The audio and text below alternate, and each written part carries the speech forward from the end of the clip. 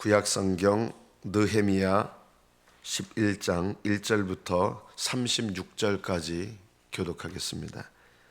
느헤미야 11장 1절부터 36절.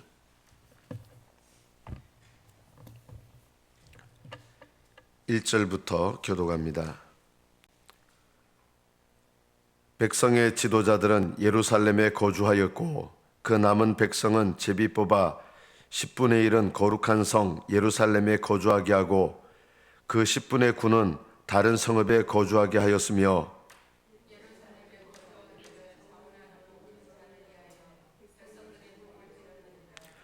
이스라엘과 제사장들과 레위 사람들과 느디님 사람들과 솔로몬의 신하들의 자손은 유다 여러 성읍에서 각각 자기 성읍 자기 기업에 거주하였느니라. 예루살렘에 거주한 그 지방의 지도자들은 이러하니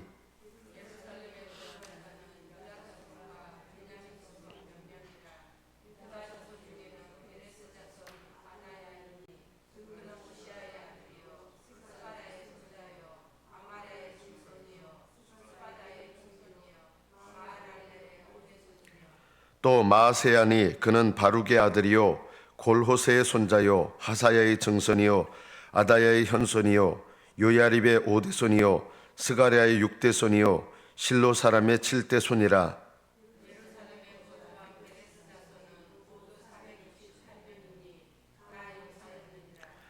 베냐민 자손은 살루이니 그는 무슬람의 아들이요 요에스의 손자요 부다야의 증손이요 골라의 현손이요 마아세야의 5대 손이요 이다엘의 6대 손이요 여사야의 7대 손이며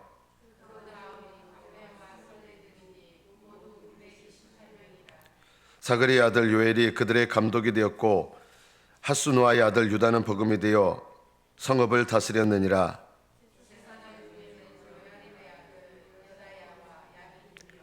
또 하나님의 전을 맡은 자 스라야이니 그는 힐기야의 아들이요 무술람의 손자요 사독의 증손이요 무라요스의 현손이요 아이도브의 5대 손이며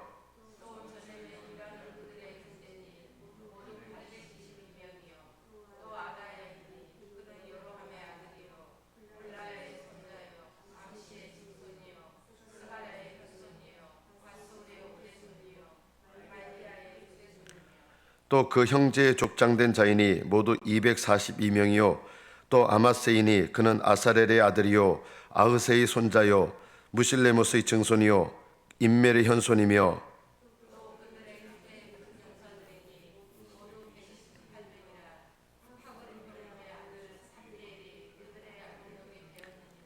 레위 사람 중에는 스마야이니 그는 핫수베의 아들이요 아스리감의 손자요 하사베아의 승손이요 분니의 현손이며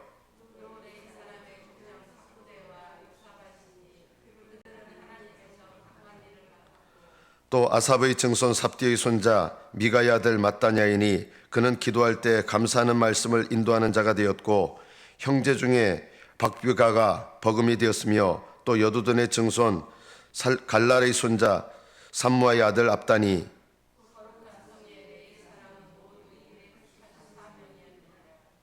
성문지기는 악굽과 달몬과 그 형제인이 모두 172명이며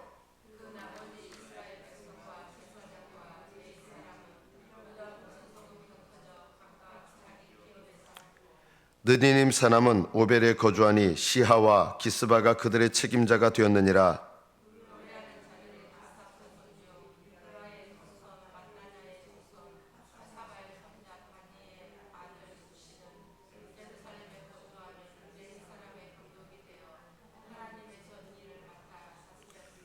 이는 왕의 명령대로 노래하는 자들에게 날마다 할 일을 정해주었기 때문이며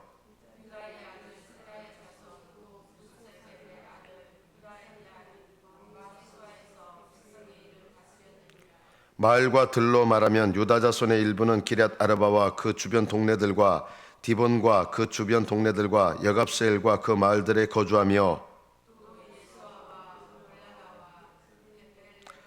하살수알과 브엘세바와 그 주변 동네들에 거주하며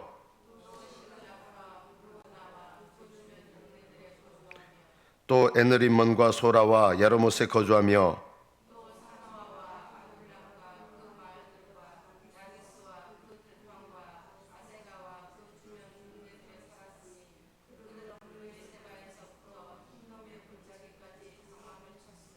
또 베냐민 자손은 게바에서부터 믹마스와 아야와 베델과 그 주변 동네들에 거주하며 하설과 라마와 깃다임과 로드와 오노와 장인들의 골짜기에 거주하였으며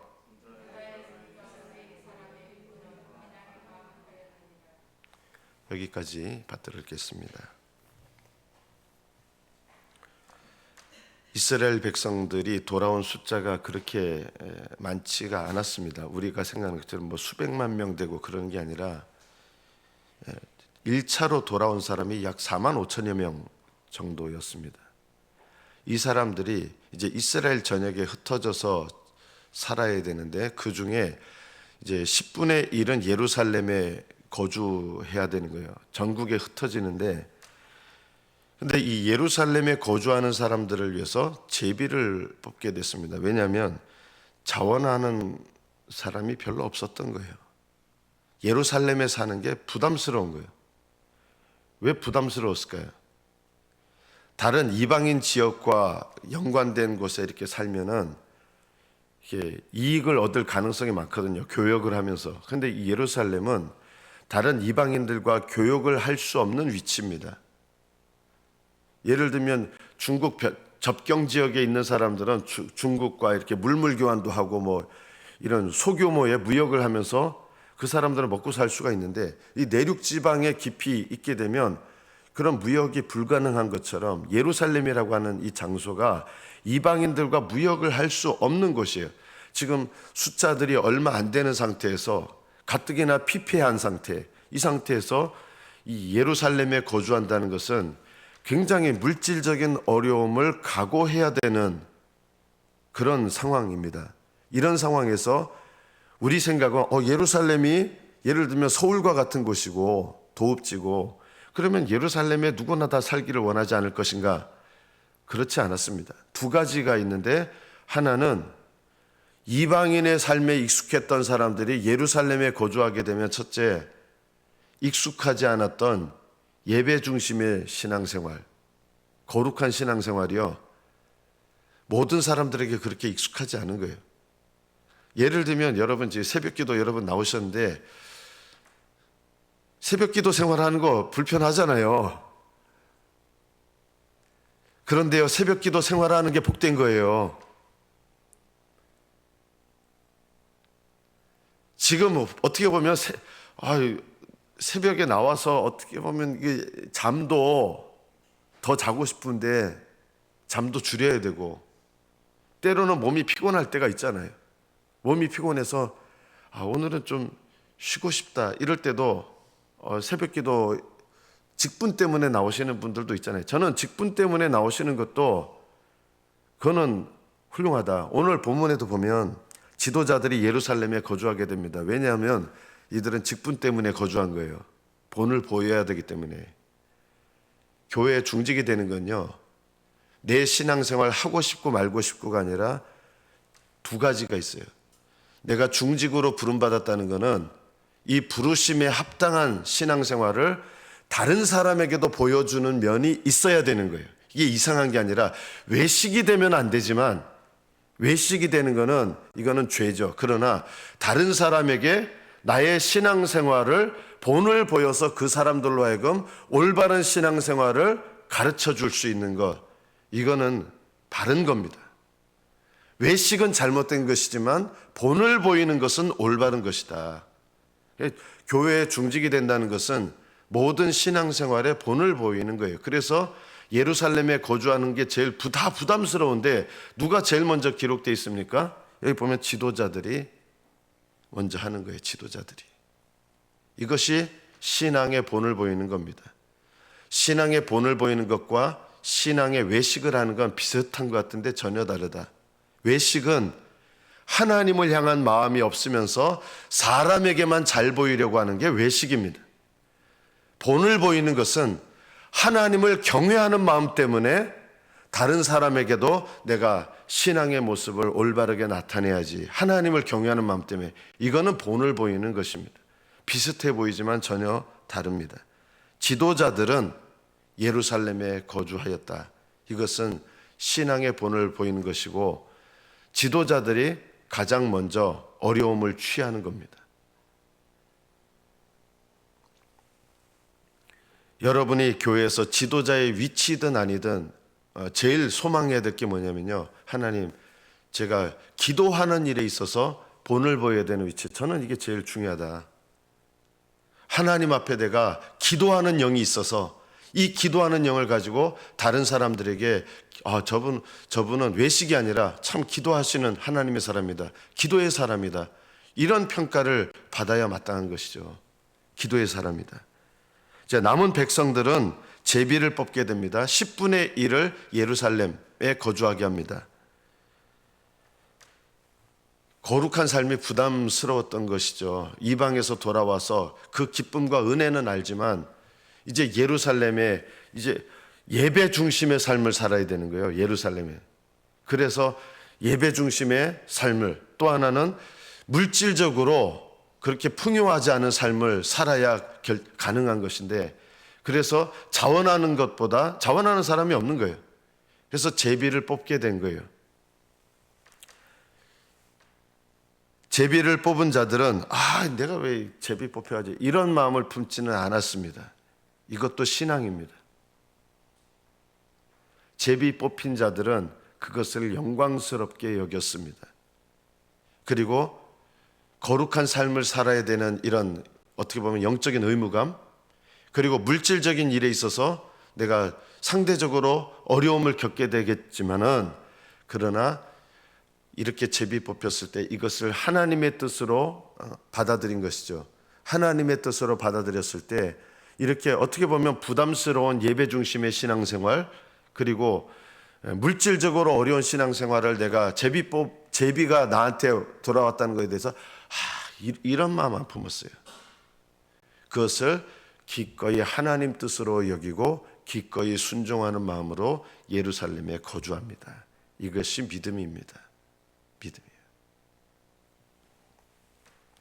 저는 하나님께서 여러분이 원하지 않을 때도 하나님께서 어떤 직분을 맡기실 때가 있을 거예요. 그럴 때 내가 하기 싫었는데 이 직분을 맡았다, 이거는요 신앙이 아니에요.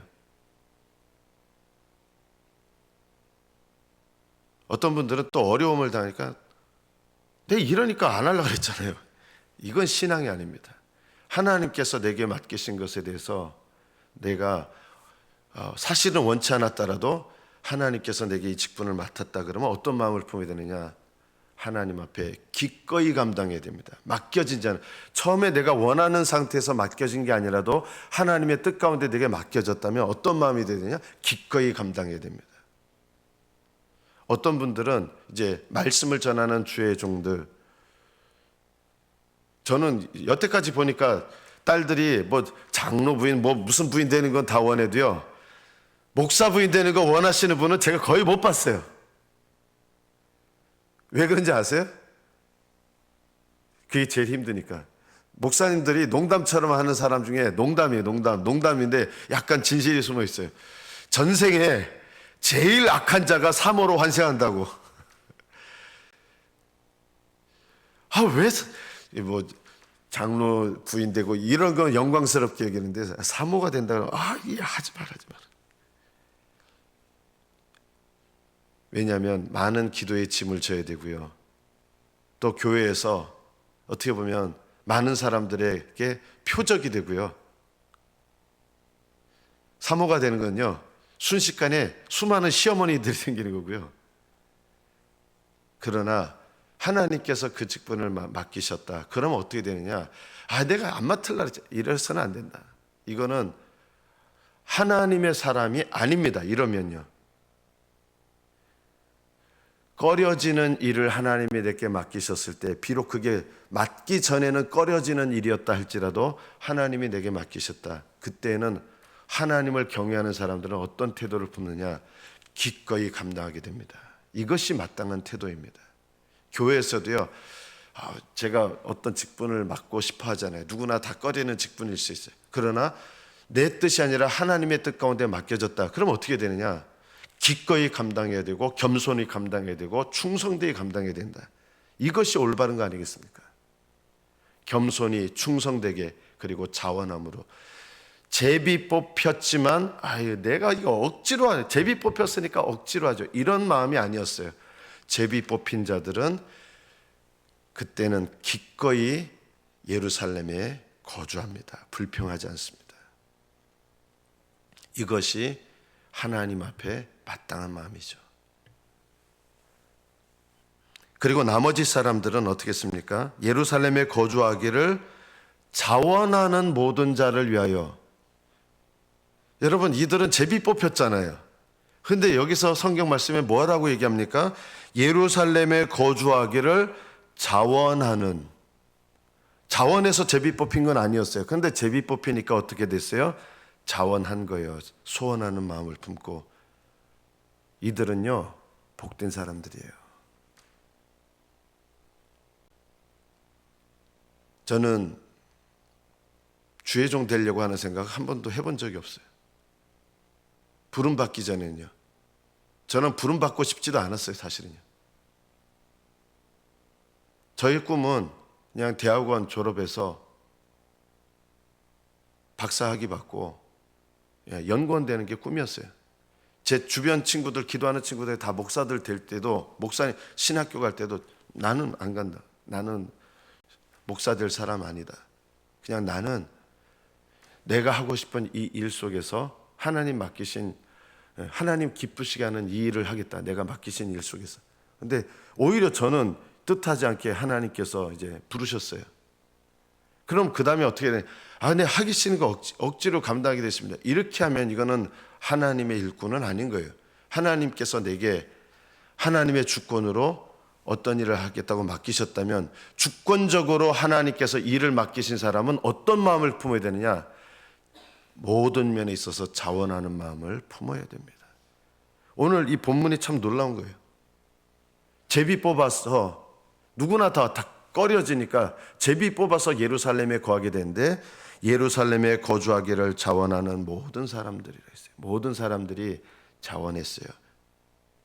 그리고 다른 백성들이 이들을 위하여 진심으로 복을 빌어줍니다. 그리고 이들은 정말 영적으로 복된 자들이 됩니다. 예배 중심의 삶을 살았고, 이게 지나보면요 복된 거예요. 여러분이 자원해서 억지로 교회 붙어 있는 거 말고 자원해서 기도하는 집에 자주 붙어 있는 거 얼마나 복된 겁니까? 나중에 하나님 앞에 서서 하나님 앞에 내가 어떻게 살아왔나라고 얘기할 때, 제가 세상에서 성공하기 위해서 전심전력했습니다. 그렇구나, 수고했다라고 할지 모르지만 상 받을 일은 아닙니다. 그거는 누구나 할 수 있는 일 아닙니까? 자기가 성공하기 위해서 열심히 하는 거는 하늘에서 그렇게 대단하지 않아요. 그러나 하나님 기뻐하시는 일을 위해서 전심전력하는 것, 이거는 하늘에서 상 받을 일이에요. 저는 그래서 하늘나라에서 가장 위대하게 될 사람이 누구냐? 목사나 이런 저와 같은 사람들은 당연히 해야 될 일을 하는 사람들이고요. 누가 하늘나라에서 가장 위대하냐? 교회와 하나님 나라를 위해서 눈물을 흘려 기도하는 사람들. 첫째가 그 사람들이다. 그들보다 더 위대한 사람들은 누굽니까? 복음을 위하여 목숨 바치신 분들. 저는 이분들이 하늘나라에서 가장 위대한 사람들이다. 둘째가 누구냐? 다른 영혼들을 위하여 목숨 걸고 기도하신 분들. 그리고 하나님께서 맡기신 일을 자원함으로 감당하신 분들. 저는 하나님을 사랑하고 소원하시는 분들은 특징이 있다. 하나님을 사랑한다는 거 저 딴 거 아니에요. 기도의 자리를 사모합니다. 하나님을 사랑하면요. 기도의 자리에서 멀어지는 사람들이 하나님을 사랑한다고 하는 말 저는 믿지 못합니다. 저는 절대 못 믿습니다. 하나님을 사랑하면 예배의 자리가 가까워지고 기도의 자리가 가까워지고요. 하나님을 사랑하고 경외하면 하나님께 예배하는 태도가 달라지고요. 하나님을 가까이 하는 게 달라지고요. 기도하는 게 달라져요. 하나님을 경외하면 제일 먼저 바뀌는 게 뭐냐? 은혜를 경험하면 예배가 바뀝니다. 그리고 예배 중에서 뭐가 바뀌느냐? 기도의 삶이 바뀝니다. 예배를 설렁설렁 드리는 사람들이 하나님을 경외한다? 그거 기적 아닙니까? 그런 일이 있을 수 없기 때문에. 예배를 대충대충 드리시는 분들, 예배를 가볍게 드리는 분들이 하나님을 중히 여기는 일이 있습니까? 아닙니다. 예배와 하나님을 중히 여기는 것은 동일합니다. 하나님을 경외할수록 영과 진리의 예배를 드리게 돼 있습니다. 예루살렘에 거주했다는 것은 상징적으로 무엇을 말합니까? 예루살렘은 평강의 터입니다. 하나님과 친밀한 관계 속에서 누리는 게 평강 아닙니까? 아무 일 없는 게 평강 아니에요. 고난 가운데서도 내가 하나님과 친밀한 관계를 맺는 게 평강입니다. 돈이 없어도 하나님과 친밀한 관계를 맺는 것이 평강입니다. 이 평강의 터에 사는 게 진짜 예루살렘 주민인 거예요. 자식 고난 받아도, 물질 고난 받아도 내가 하나님과 올바른 관계를 맺으며 살아가는 사람, 이런 사람들이야말로 예루살렘에 거하는 사람들입니다. 저는 이 자리에 계신 여러분들이 예루살렘에 거주하는, 영적인 의미에서 예루살렘에 거주하는 자들이 되시기를 축복합니다. 고난을 겪고도 내가 주님과 친밀한 관계를 유지하는 것, 기도의 자리 지키는 것, 이것이 바로 예루살렘에 거주하는 것입니다. 누구나 다 불편하게 여깁니다. 기도의 자리를 꾸준하게 지키는 거 쉽지 않죠. 새벽을 일깨우는 거 쉽지 않죠. 시간이 없어서 기도하지 못한다는 것은 거짓입니다. 사모하는 사람은 기도의 시간을 만들게 돼 있습니다. 예배의 시간을 만들게 돼 있습니다. 오늘 본문을 통해서 기억해야 될 것이 있습니다. 4절에 보면 예루살렘에 거주한 자는 유다 자손과 베냐민 자손, 이들은 예루살렘에 거주하면서 자랑스럽게 여겼을까요? 꼭 그렇진 않았어요. 유다 자손은 왕족이고요. 예루살렘에 거주하는 게 마땅했고, 베냐민 자손도 이전 왕족이에요. 유다 자손 이전의 왕족이었어요. 이 왕족들이 하나님이 돌아오게 하셔서 예루살렘에 거주하게 하셨지만, 사실 보면 자기들이 왕족일 때 올바르게 통치를 못해서 포로로 끌려갔다가 은혜로 다시 돌아온 거잖아요. 그래서 자랑하는 마음을 품기보다 하나님 앞에 은혜로 돌아온 것에 대해서 감사하고, 하나님께서 이 왕족이었던 유다 자손과 베냐민 자손을 예루살렘에 거주하게 하시는데, 그것에 대해서 내가 당연하다 느끼는 게 아니라 하나님 앞에 은혜를 생각하고 감사하게 되는 것이죠. 다만 하나님 은혜입니다. 우리가 여기에 거주하게 된 것이 우리가 잘나서가 아니라, 우리는 정말 이 자리에 원래 맡은 자들이었지만 너무나 부끄럽지만, 그러나 하나님이 다시 돌아오게 하셔서 우리로 하여금 여기에 조상들이 왕족이었는데 여기에 거하게 하신 하나님의 은혜에 대해서 은혜만을 높이게 하신 거예요. 돌아오게 하신 자들 어떤 것도 자랑하지 못하게 하시고 하나님의 은혜만을 감사하고 자랑하게 했다. 여러분이 주님을 위하여 수고하실 때 은연중에 우리는요, 내가 수고한 것을 드러내고 싶고 나타내고 싶고 알아주기를 바라고, 이런 마음이 있습니다. 이게 인지상정입니다. 우리의 마음속에는 그런 마음들이 다 있습니다. 그러나 하나님은 우리가 하나님의 은혜만을 높이기를 원하십니다. 내가 교회를 위해서 얼마나 기도 많이 했는지 그거 잊어버리십시오. 하나님이 기억하십니다. 내가 잊어버려야 하나님 기억하십니다. 내가 교회를 위해서 얼마나 수고를 많이 했는지 그거 잊어버리십시오.